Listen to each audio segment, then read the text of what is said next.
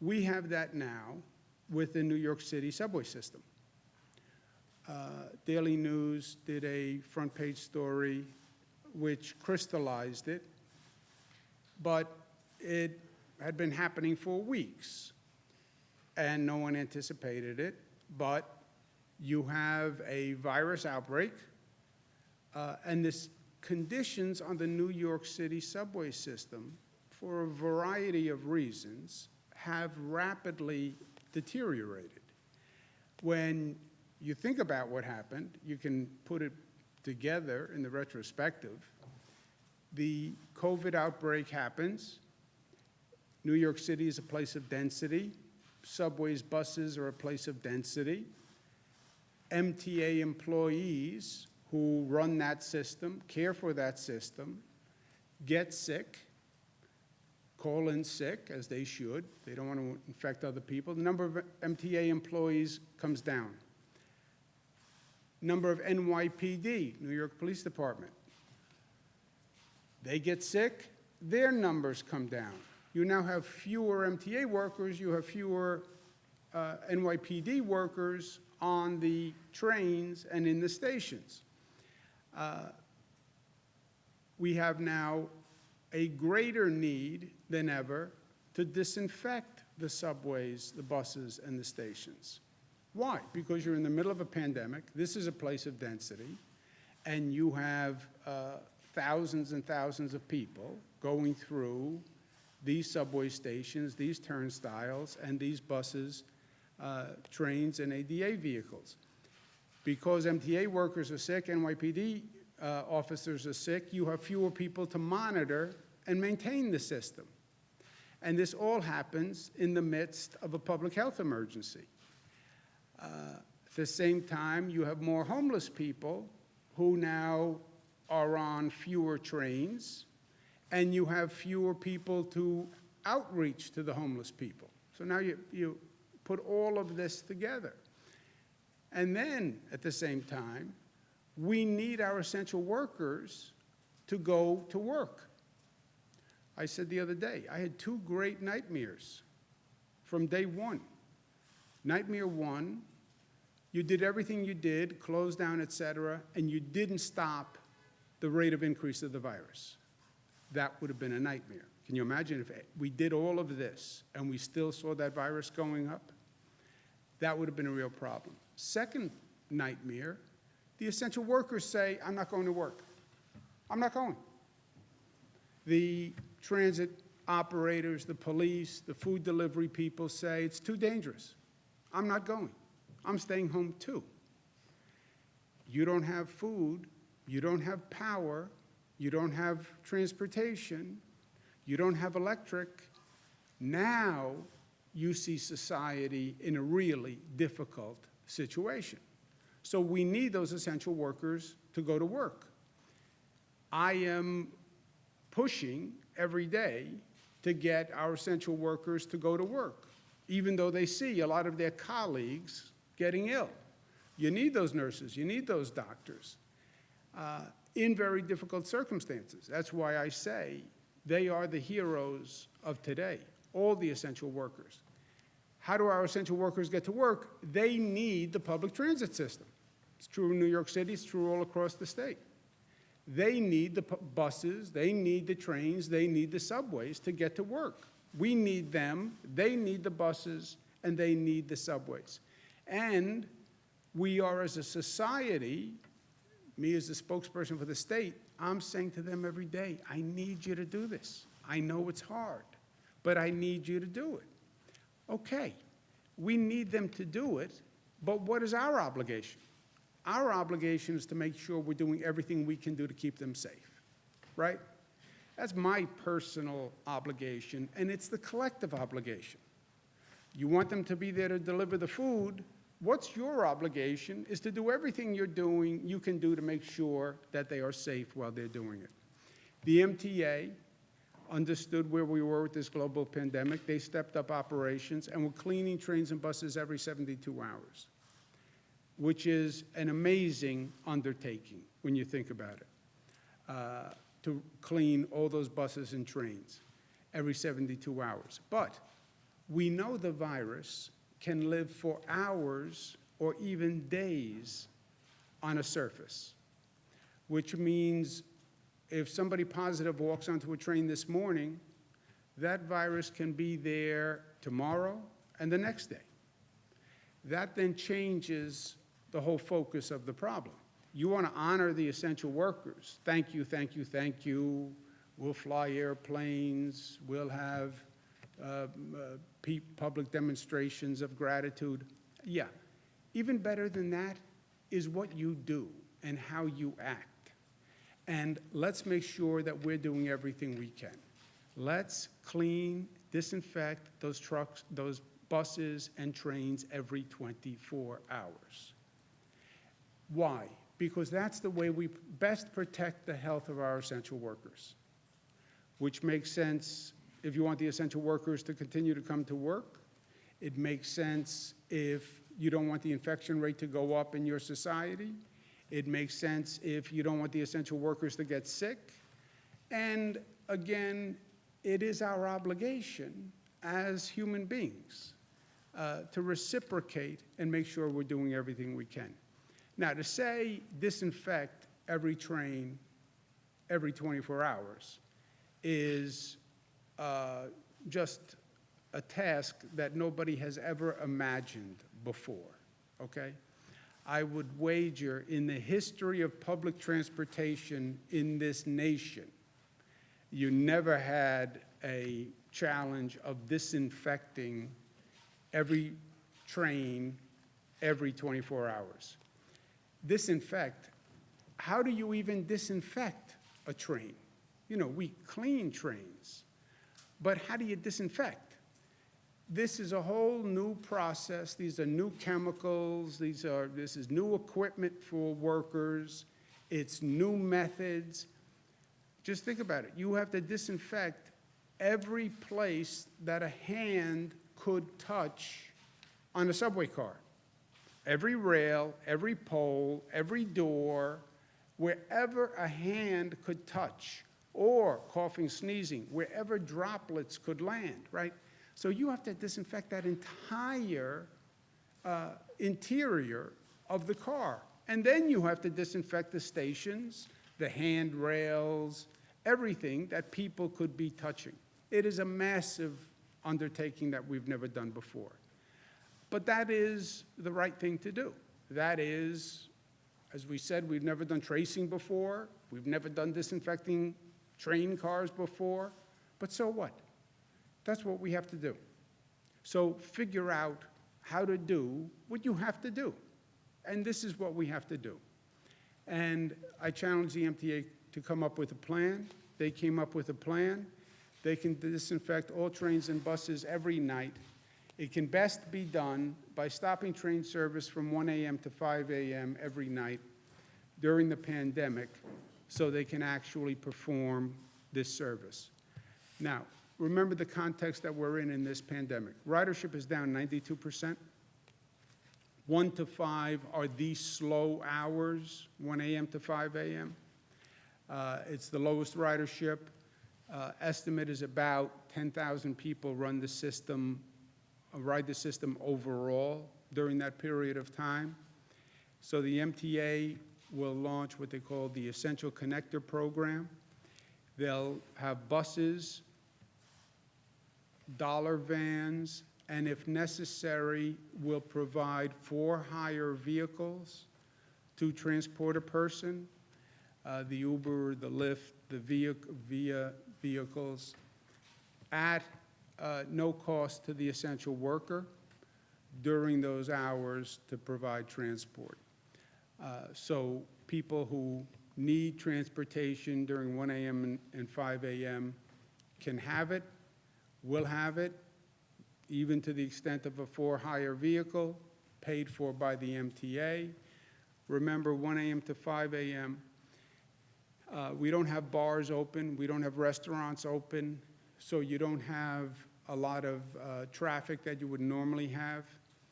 You do have essential workers who are using our trains and subways, and they will have transportation during that period of time. This is going to be one of the most aggressive, creative, challenging undertakings that the MTA has done. It's going to require the MTA, the state, the city, the NYPD to all work together. It's not that easy to stop train service. You have to close down stations. You have to make sure people don't walk in. Then you have to figure out how to clean all these trains and all these stations. I've consulted with the elected officials on the MTA's recommendation, and we all agree to accept the plan on the Essential Connector program. The MTA is undertaking something that people would have said was virtually impossible. Trains and buses will be disinfected daily. Service will continue. The MTA will also disinfect the fleet on the the Metro North and the Long Island Railroad, which is what goes out to Long Island, goes to the northern suburbs. They can do that without any disruption in service because of the volume of ridership, et cetera. So just think about it. The entire public transit system in downstate New York will be disinfected every 24 hours. This is a joint MTA state-city partnership. We are doing a lot of things here that we've never done before, and I am never one to shy away from a challenge. I don't believe government has that option. I'm never one to say, well, that's just too much, too hard, too ambitious. We can do it. I believe we can do it. I believe we can do anything. I believe we can build bridges. I believe we can build airports. I believe we can defeat global pandemics. But this is as ambitious as anything that we've ever undertaken. And it's going to require a lot of extraordinary service and effort from multiple agencies all working together. The MTA has stepped up by recommending this plan. The state will do whatever it has to do. Big part of this falls to the city, and I've spoken to Mayor DeBlasio. It's going to require a lot of assistance from the NYPD. It's going to require a lot of assistance from different city agencies.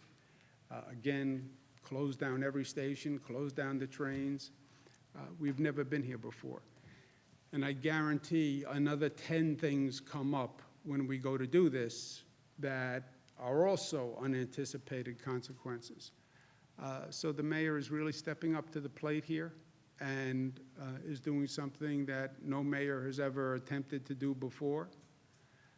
We'll all do our part. We'll all work together. But it's a heck of an undertaking for the mayor, and I applaud him for his ambition here in stepping up and taking this on.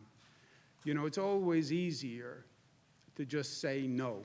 It's always easier to say we can't do it, because when you say we will try to do it, now you're changing things, and whenever you change, there's opposition. Every time. So it's always easier just to stay status quo. It's always easier not to risk, to be, not to try to raise the bar, because maybe you can't do it, maybe there will be problems. So it's easier just to say no. It's easier to say this is all we can do, it's impossible. That's not what the mayor is doing here. The mayor is stepping up, and he's stepping up in a big way. And I want to applaud him for it. And I think we have the mayor who is on the telephone or some electronic means. There he is, Mayor Bill DeBlasio. Welcome to Albany. Yes, Governor, it's a pleasure to be with you. Governor, I want to end that last point you made about all of us together, doing something different, doing something necessary, and being willing together to go someplace we've never been before. You and I have talked about this kind of idea a lot over the years. You know, I think when we first met each other, the word disruption was considered a bad thing. In recent years, it's taken on a very positive connotation. that when we disrupt something that isn't working or has been thought about in a very narrow way and we go someplace new and better, that's a positive. And I think what we're talking about today is exactly that. And I commend you and everyone at the MTA. And I want to talk about why I think this plan is so important in terms of our essential workers, our first responders, our healthcare heroes, why I think it's so important in terms of also addressing homelessness in a new and powerful way. But I first want to say, I want to express my appreciation along with you, really appreciate back on one of your previous topics, the contact tracing, really appreciate that my predecessor, Michael Bloomberg, is stepping up in such a big way for New York City and New York State. And the contact tracing, the test and trace approach is going to change everything. You and I are united in that as well, the aggressive approach. In fact, Governor, New York City right now is hiring 1,000 contact tracers with healthcare background to supercharge this effort. And I think we are going to be able to show this country a model that's going to be extraordinarily effective in beating back this disease. So I look forward to that partnership as well. But right here on the issue of the MTA, we've all been thrown the biggest curveball in our lives with this pandemic. But look at the consistent heroism of the healthcare workers, the first responders, the grocery store workers, the pharmacists, everyone who came forward. And Governor, I know you feel it too. It's probably the proudest moment we've had as public servants in this state, in this city, watching the heroism of these New Yorkers who have stepped up. Now, we owe it to them to understand their lives. And the notion that they have a daily routine where they go into battle, they go toward the danger, they go where the infection is, which so many people couldn't even imagine, but that's what these heroes are doing.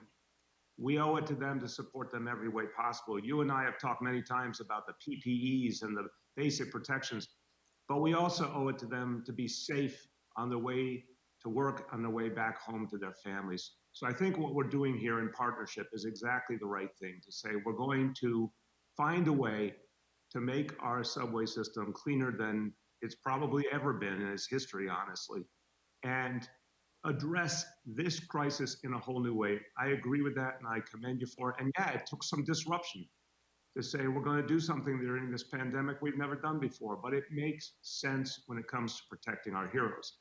The second point, homelessness. Look, another issue you and I governed on decades. Well, we know it's been in many ways an intractable issue because there wasn't always an impulse to disrupt. And here is an example of saying, look, we now have found new ways to get street homeless people off the street. And I want to commend Commissioner Dermot Shea and everyone at the NYPD who's really focused on how to help the homeless, Commissioner Steve Banks, everyone at Homeless Services and Social Services, and all those, also those heroic outreach workers. Governor, you know about this work, who go out there day after day to engage homeless people on the streets and the subway, get their trust and get them to come in to shelter and ultimately to permanent housing. This work has always been in some ways stymied by the reality of a homeless person who is struggling with everything they're dealing with, a mental health challenge, a substance abuse challenge, riding the subway all night long. We're New Yorkers, we know about this reality. And it's been put in a stark light by this crisis, like so many other challenges and disparities have. Well, it's an unacceptable reality. And this new plan will disrupt that unacceptable reality and allow us to actually get help to people more effectively. Because if you're not going back and forth all night on a train, then you actually are coming above ground where outreach workers are there to help you, where NYPD officers trained in homeless outreach are there to support homeless people and get them to a better situation. Governor, you know, for decades in this city, somehow homeless encampments were actually tolerated. People thought, oh, it's the kind of thing, what can we do about that? I'm proud to say in the last few years, Homeless Services, NYPD, nonprofit organizations, we got together and we said, we're not allowing that anymore. We shut them down and we found it actually helped us to get the homeless to the help they need. This is another example of that. So I want to let you know that as we all talked about this idea, and I commend you, your team in Albany, and obviously the team at the MTA, Pat Foy, Sarah Feinberg, it's been a very productive conversation these last few days. And what I think we've come to together yeah, we're going to do something unprecedented.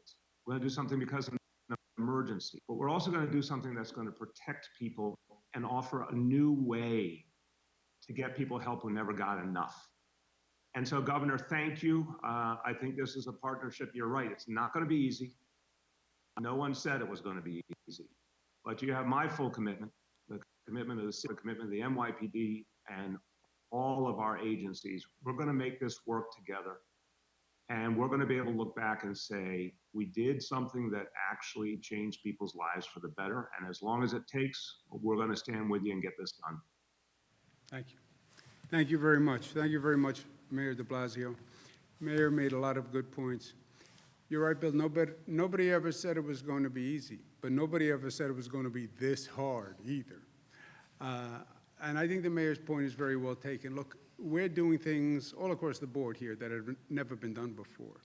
And I think there are lessons to learn and lessons we'll take with us. Telemedicine, I think, is a lesson we'll take with us. Teleeducation, remote learning is a lesson we'll take with us. A new public health system is a lesson that we'll take with us. And I think we're going to improve and learn from this experience with the New York City transit system, because the truth is, it wasn't working well, or as well as it should before. We did have a problem with the homeless. And Bill is right, Mayor DeBlasio is right.